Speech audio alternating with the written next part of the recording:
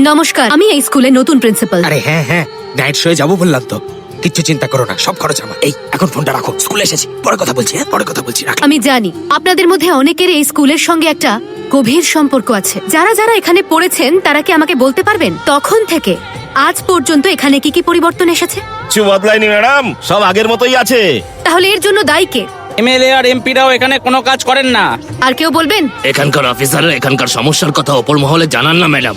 এগুলো ছাড়া এখানকার সরকার আর প্রশাসন কিছুই করে না ম্যাডাম।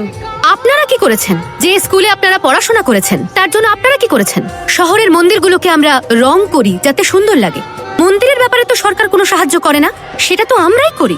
স্কুল আর মন্দির দুটো আলাদা জিনিস। স্কুল তো মন্দিরের থেকেও পবিত্র, গুরুর স্থান ঈশ্বরের থেকেও ওপরে। মন্দিরের জন্য আমরা হাত খুলে দান করি, তাহলে স্কুলের জন্য কেন করতে পারবো না?